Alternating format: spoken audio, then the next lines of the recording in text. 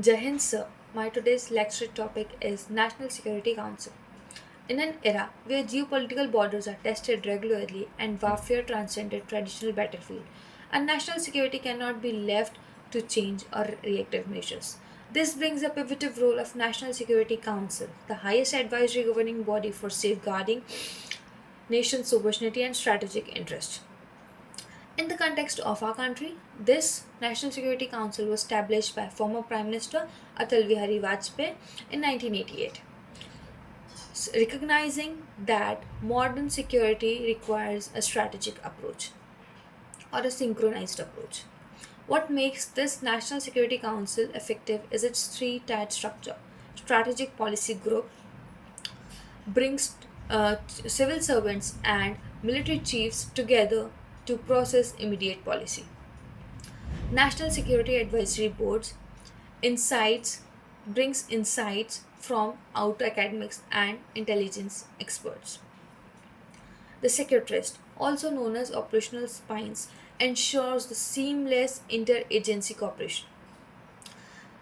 All those all this brings together uh, brings and makes the bridge gap between the intelligence gathering, military readiness, and diplomatic actions.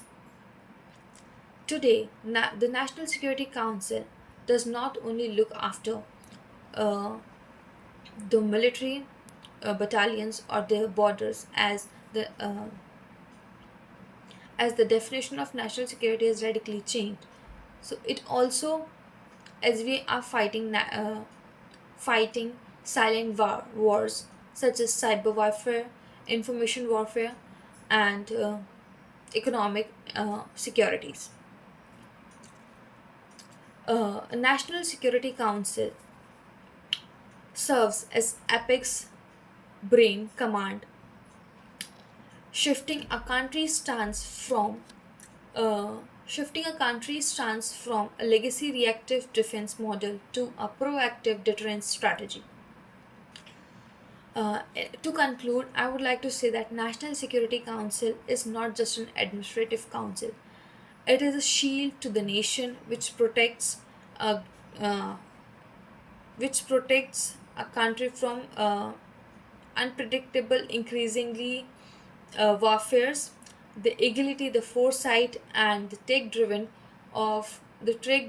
capabilities of national security councils will ensure whether a country can survive the storm of 21st century or succumbed to them. Thank you.